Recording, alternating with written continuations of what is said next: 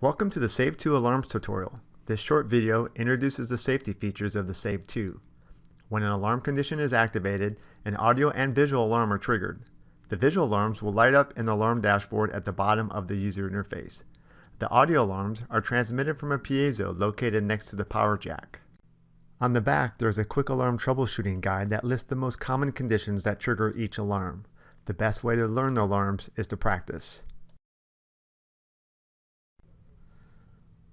I'll start by turning on the device.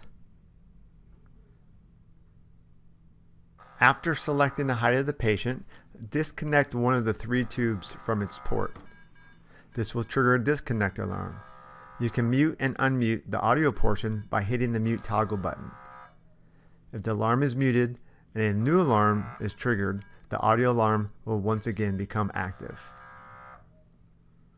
Once the condition has been fixed, the audio alarm ceases and the visual alarm stops blinking and turns solid. After 30 seconds, it will disappear. One of the more common alarms you may encounter is the low battery alarm. The battery charge indicator has 4 LEDs, each representing 25% of capacity. While there are many factors that affect runtime, each LED is equal to approximately 2.5 hours. When the battery charge gets to 15% of capacity, the last battery LED begins to flash and the low priority alarm activates for 30 seconds. Connecting it to the charger will light up the external power indicator. While plugged in, the Save 2 will charge and run simultaneously. At 10% of capacity, a medium priority alarm sounds for 30 seconds. At or below 5% of capacity, a high priority alarm will sound continuously. At 0% of capacity, the device will go into low battery mode, where it shuts off the pump, opens the exhalation valve, the therapy control indicators are cleared, and the device powers off after 3 minutes unless connected to a charger. Once plugged in, the device will resume ventilation and begin charging. Let's do a quick review of the battery alarm. The last battery LED will flash continuously once capacity is below 15%. The battery alarms when the charge reaches 15, 10, and 5% capacity. At 5%, you get a continuous audio and visual alarm until the device is either plugged in or runs out of power. At 0% charge, the device enters the low battery mode. Once in the low battery mode, the pump stops delivering breaths.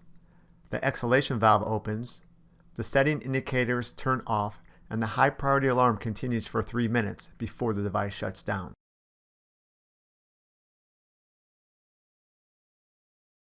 The PIP reached alarm triggers when the pressure reaches the designated upper limit. The presets all default to a peak inspiratory pressure limit of 30 centimeters of H2O. However, if you set the respiratory rate to 0, the Save 2 believes you are attempting to give BLS CPR and therefore defaults to 20 centimeters of H2O, which is generally considered the pressure limit before you run the danger of insufflating the stomach when performing CPR using a mask or supraglottic airway. When the PIP limit has been reached, the pump turns off. The device enters the exhale portion of the breath cycle, after which another breath is attempted. The high priority alarm will continue until a breath does not reach the pressure limit. When that happens, the alarm will stop flashing and turn solid. Let's simulate this by covering the end of the patient circuit. By covering the end of the circuit, the device quickly reaches the default pressure limit and begins to alarm. Once I remove my hand, the pressure limit is no longer reached and the alarm stops flashing. The most likely causes for reaching the pressure limit are blocked patient port, kinked tubing, incorrectly positioned airway, or low lung compliance. If the patient port is blocked, it is likely from a mucus plug or vomitus. You'll notice that the end of the circuit is transparent. If there is fluid or debris in the circuit, it is recommended that you use a new circuit. If that is not possible, remove the elbow and shake out any foreign material. It's difficult to kink the tubing sufficiently to cause an alarm, but it's worth quickly looking to make sure the tubes are not overly twisted or bent. If they are not kinked, check to ensure the airway is correctly positioned. If the airway is positioned correctly, the patient may have a low lung compliance associated with a lung injury such as a tension pneumothorax, which is likely to develop quickly after injury, or acute respiratory distress syndrome, which may be characterized by a gradual climb in pressure. When you first set up the ventilator, it is recommended that you press the confirm button during normal operation. This will display the measured peak inspiratory pressure of the last breath. By checking the peak pressure periodically, you'll be able to see how the patient is trending. The Save 2 triggers a disconnect alarm when a minimum threshold pressure is not achieved during the inhale. The Save 2 will continue attempting to deliver ventilations while the continuous high priority alarm sounds. The three most likely causes of a disconnect alarm are an inadequate mask seal, one of the three circuit tubes has become disconnected, or a dislodged airway. If you are using a mask and getting a disconnect alarm, attempt to reposition the mask to obtain a seal. Pay particular attention to the corners of the mouth. If that doesn't work, ensure the bladder of the mask is adequately inflated. If necessary, use the syringe provided to inflate.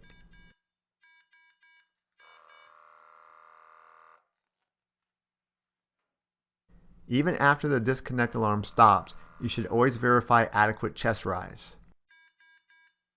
If you have a good seal on the mask, or if you're using an airway, check to ensure all three tubes are firmly connected to their ports.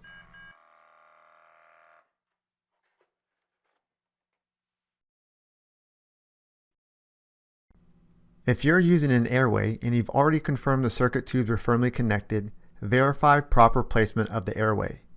The use of an ET tube, surgical, or supraglottic airway is preferred over a mask. This will help reduce the risk of airway collapse or leakage around the seal of the mask. If an airway cannot be inserted immediately, ventilate with a mask until an airway can be inserted. Consider training others on your team on how to use a two-handed mask seal in concert with a jaw thrust maneuver. This will free you up to stop massive hemorrhaging or to perform other critical duties until an airway can be inserted.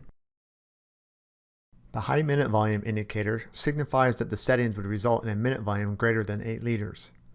The device prevents the operator from increasing the tidal volume or respiratory rate, and the high minute volume indicator lights up. There is no audible alarm.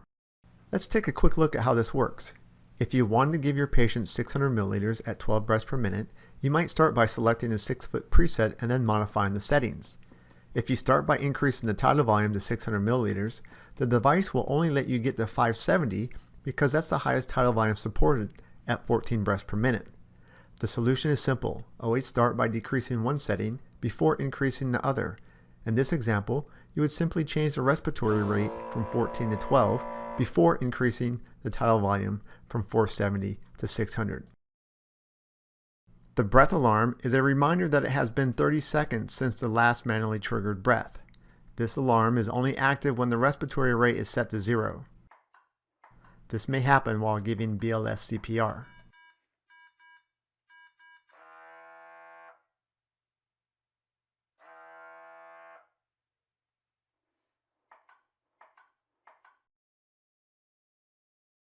The breath assist alarm alerts the medic that the patient initiated a spontaneous breath. The Save 2 responds by alarming and immediately delivering a breath. If the patient attempts to draw a larger breath than the tidal volume setting, the demand valve will open and allow the patient to draw an additional ambient air. Once a breath is detected, the medic should watch the patient to ensure the patient is synchronized with the ventilator. Let's see how this looks on the device. Once the breath is detected, the alarm sounds and the Save 2 delivers a breath. If another breath is not detected during the next breath cycle, the alarm ceases and the device enters normal operation. After 30 seconds, the solid alarm indicator is cleared. A high PEEP alarm is activated when positive end expiratory pressure is 5 centimeters of H2O above the set PEEP value. The Save 2 will alarm and stop delivering air until the extra pressure is released. Check to make sure the respiratory rate and tidal volume are not too high. The patient needs sufficient time to exhale. If that's not the issue, check to see if the exhalation port is obstructed. The exhalation port is located immediately below the control valve as pictured. We can simulate a high PEEP alarm by setting up the device on a test lung with a high resistance and a high respiratory rate. You'll notice that the lung does not fully close. If we hit confirm, we can see that PEEP is 2, which means the lung is not fully exhaling. However, the threshold for high PEEP is 5 centimeters of H2O. If we cover the exhalation port, the lung will not be able to exhale and will get a high PEEP alarm. If we hit confirm, we can see that PEEP is presently 7 centimeters of H2O. Notice the Save 2 immediately resumes delivering breaths once the pressure is released. The Save 2 monitors its own internal operation. If it detects an issue, it will trigger a device alarm, at which point it will stop ventilating, open the exhalation valve, and display an error code in the tidal volume window. Try turning off the device and then back on. If that doesn't clear the error, begin ventilating using another method. The most likely device error will be that caused by operating outside of the normal operating temperature range.